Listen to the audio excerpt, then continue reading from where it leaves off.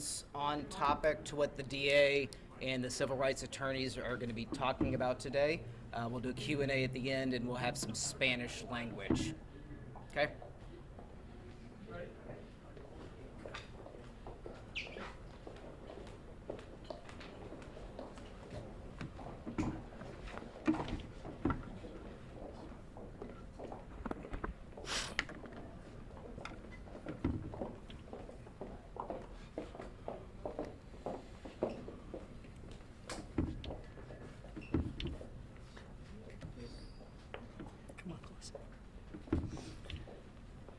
Good afternoon. I'm Harris County District Attorney Kim Ogg. I'm joined today by members of our administration's leadership team, as well as our civil rights prosecutors, to make an important announcement.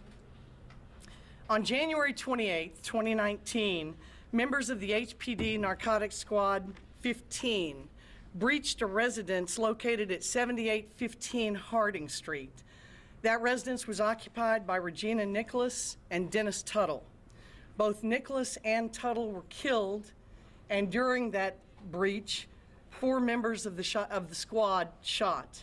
1 remains seriously injured as I speak.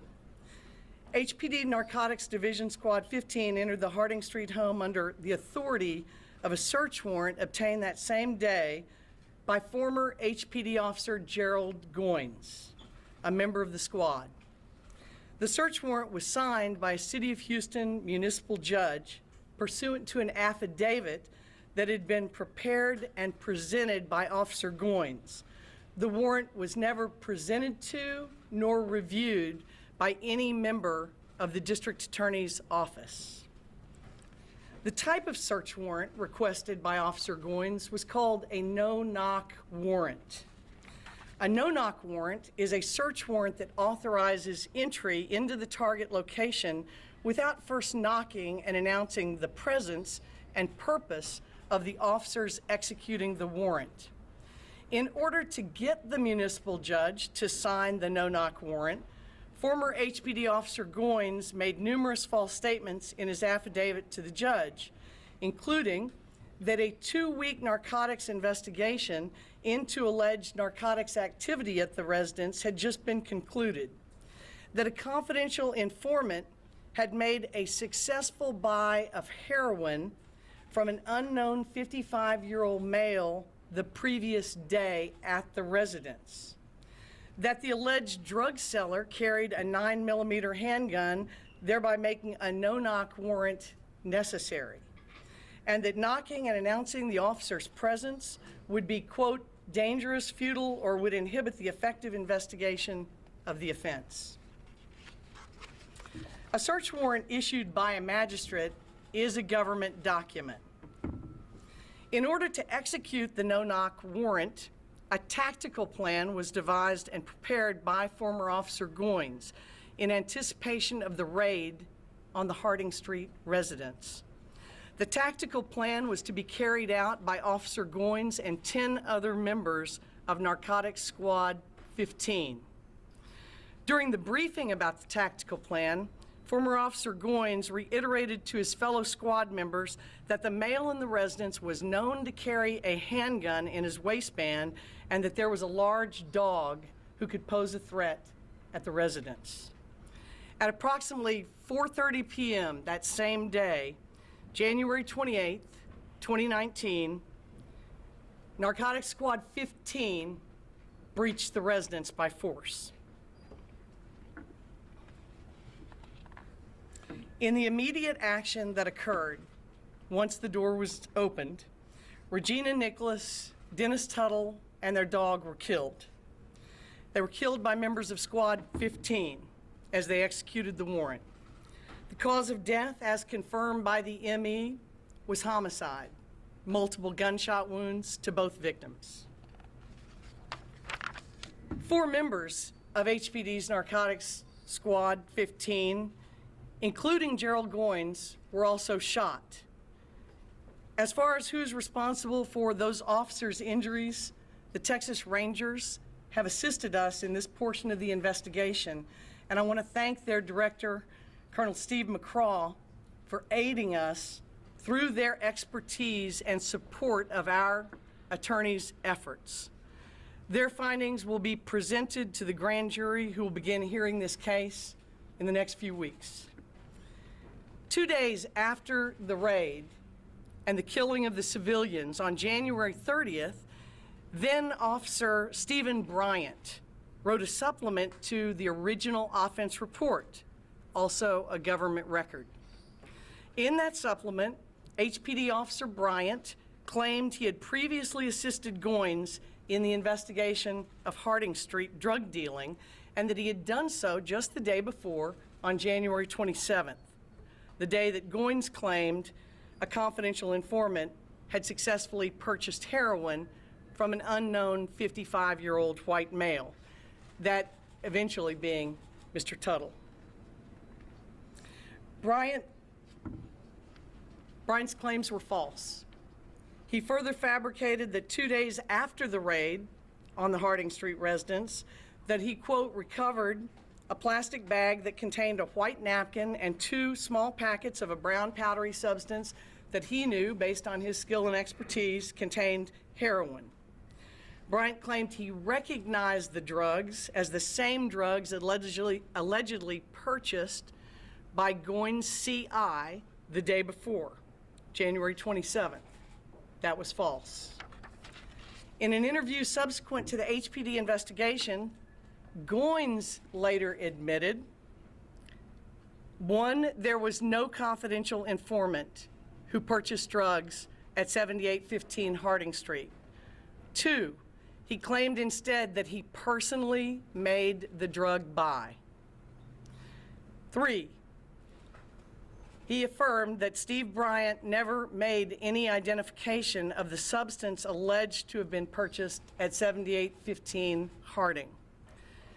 4, finally, Goins admitted that he could not determine whether Mr. Tuttle was the same person from whom he had allegedly purchased narcotics.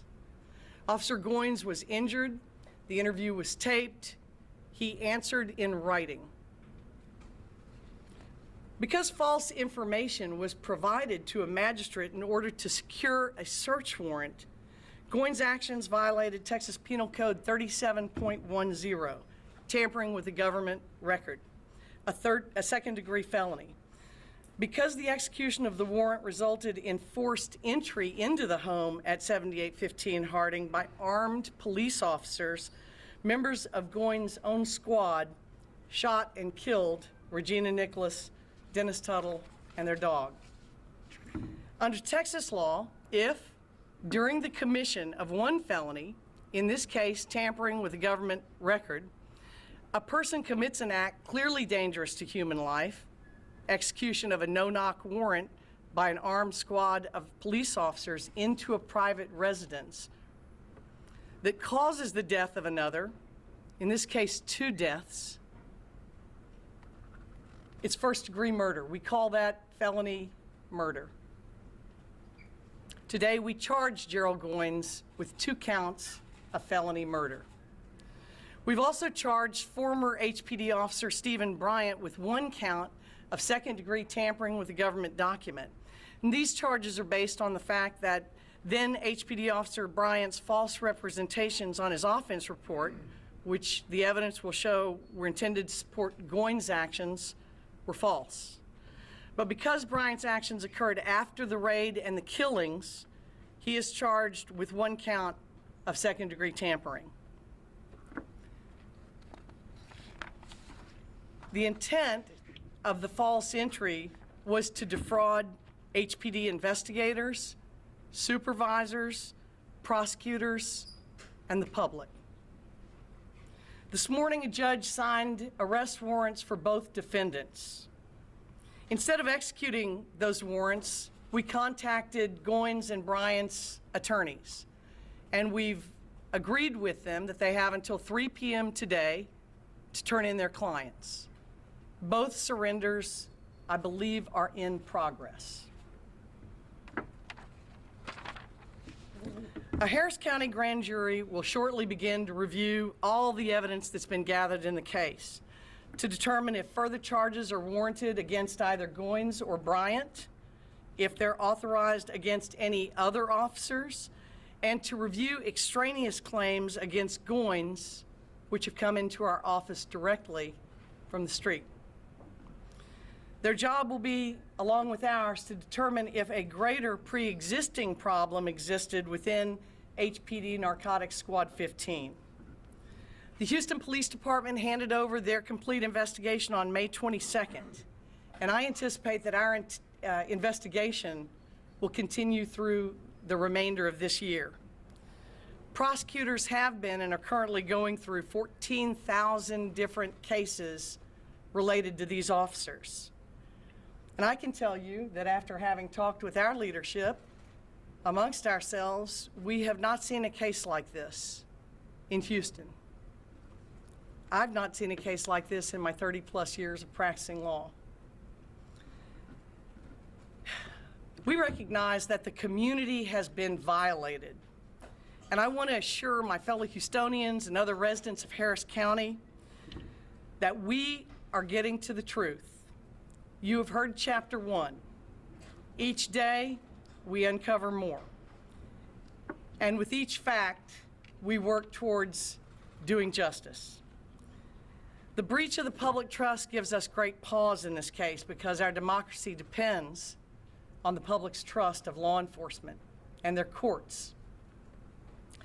I trust the able prosecutors and investigators and staff of the DA's office, the work of the grand jury, HPD investigators, their chief, to help us find all the answers about why this tragedy occurred.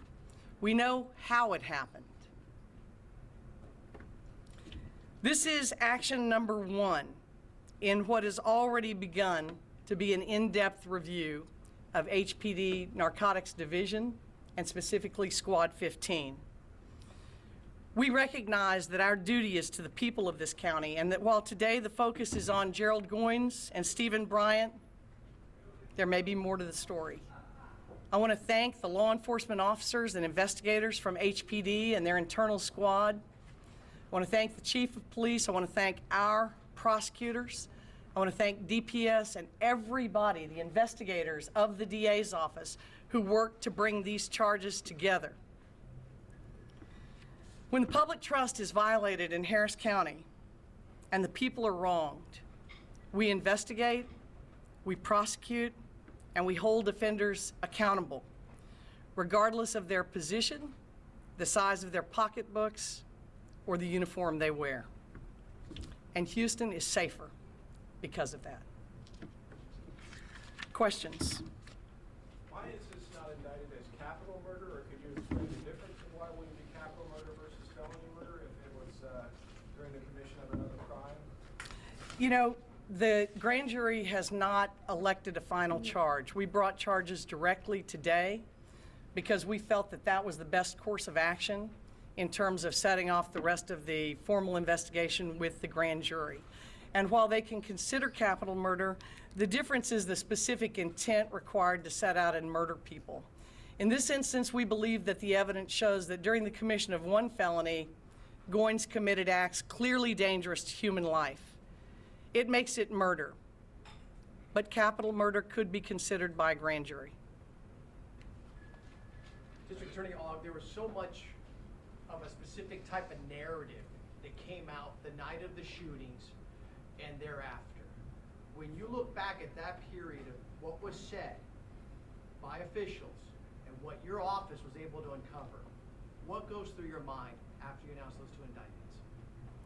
You know, I'm going to speak for me and not for any other agencies, but as a lawyer, I've learned that it's best to wait till the evidence is in before we draw conclusions, because our assumptions can be wrong. If incorrect assumptions were made, then those public officials will deal with that. But they have worked with us to bring this case to fruition. They have been cooperative, and I appreciate their cooperation. What do you say to the Tuttles as well as to the family of Regina Nichols? We know they're lawyers, and I have met Regina's brother. I want to tell them how sorry we are. as a city and as a county for the actions that resulted in the loss of their loved ones' lives. And that our work is dedicated to ensuring that their loved ones receive justice, and that this same group of acts, never happens again. I apologize, I came in a bit late. Did you discuss motive at all? Why? I did not. You know, interestingly, under Texas law, motive is not a required element of the crime of murder, and yet people always want to know. There are many other facts that are involved in this case, including a call by a citizen to the location. But motive is something often that we don't know till the very end of the investigation, and sometimes is never known. Who can know what lies in hearts these troubled? But I think that we will learn. There was a citizen call to the location. I think that remains to be investigated further. Were there any charges you presented to the grand jury which were not true bills along with these charges?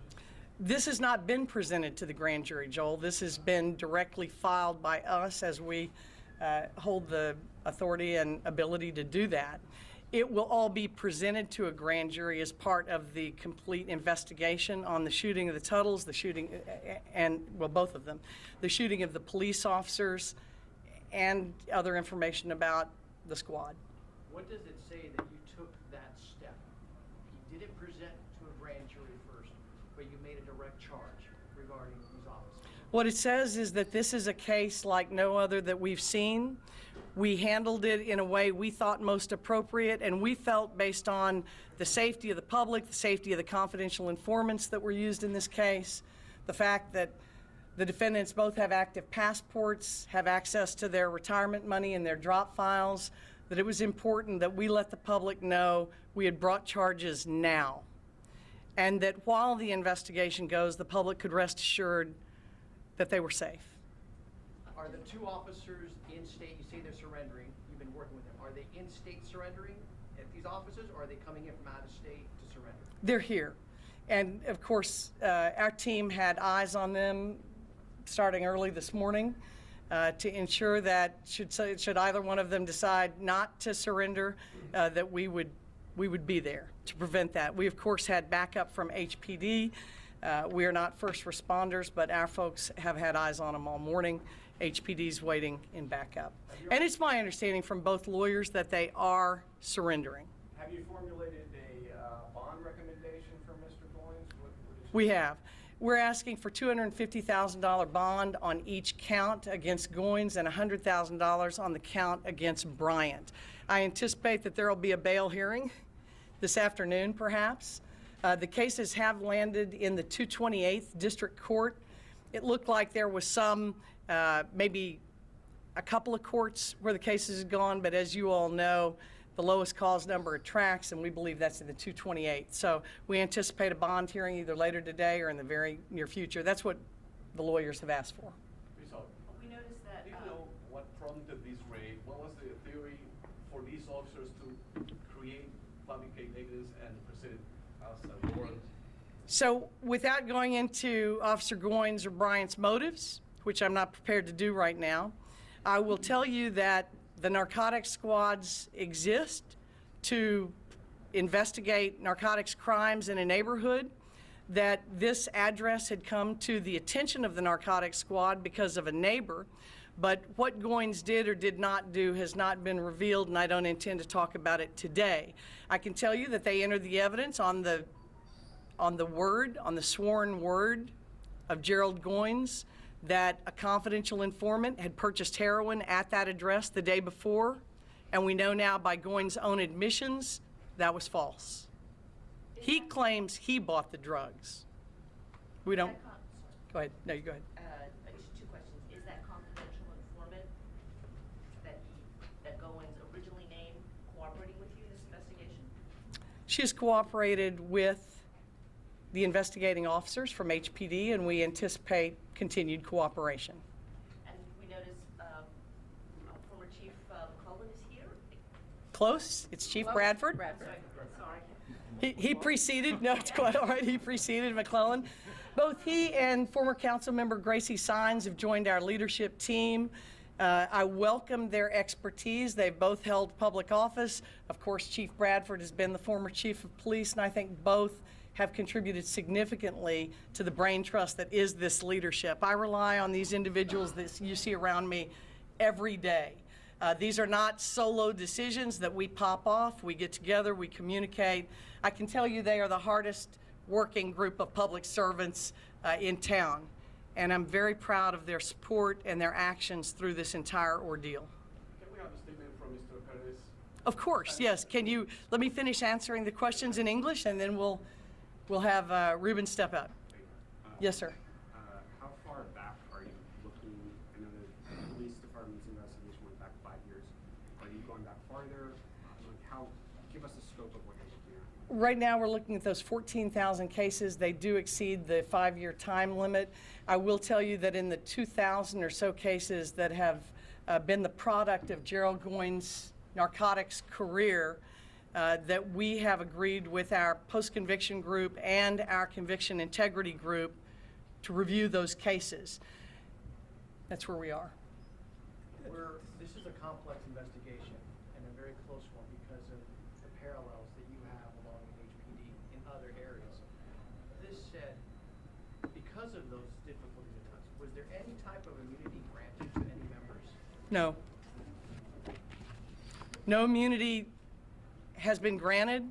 No grand jury presentation has yet been made. All those things are, of course, possibilities in every criminal presentation to a grand jury and to a petit jury, and I can't predict right now and would not want to predict whether or not any immunity would be granted, but we have not, to be clear. Can you say, is this the actions by these officers, was this an isolated incident, or do you think that this was part of a larger pattern in their careers, or can you speak to any of that? Yes, sir. The purpose of the broader investigation of Gerald Goins' past cases and of the squad's ties to these 14,000 different cases is for that specific reason, to determine if this was a single act by rogue officers or whether it's part of a greater and pre-existing problem in that squad or that division.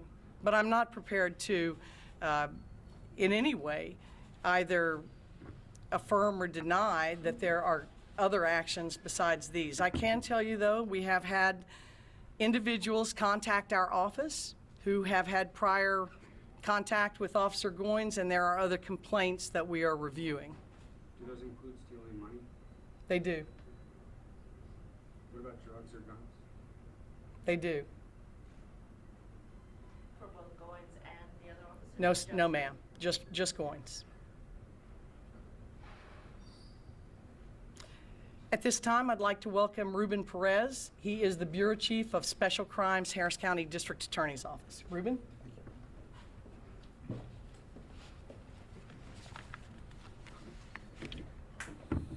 Buenas tardes. Buenas tardes. Me llamo Rubén Pérez. Soy el jefe de la oficina de crímenes especiales. Trabajo por la fiscal Kim Ogg, la fiscal del condado de Harris. Ahora en la mañana, un juez firmó una orden de arresto para Gerald Goins y Stephen Bryant, oficiales que eran de la Houston Police Department, que eran oficiales que trabajaban narcóticos en la ciudad de Houston. Gerald Goins está acusado de 2 casos de muerte. Stephen Bryant está acusado de un caso de delito de manipulación de pruebas. El rango de castigo en Gerald Goins por la muerte es de 5 años a 99 años o vida perpetua. El rango de castigo para Stephen Bryant es de 2 años a 20 años en la prisión de Texas. Ahora en la mañana, los abogados de nosotros contactaron a los abogados de Goins y Bryant y les dijimos que se entregaran que se entregaran. Y creemos que es lo que están haciendo ahorita, entregándose con los oficiales. Un gran jurado va a comenzar oyendo evidencia en nuestras siguientes semanas.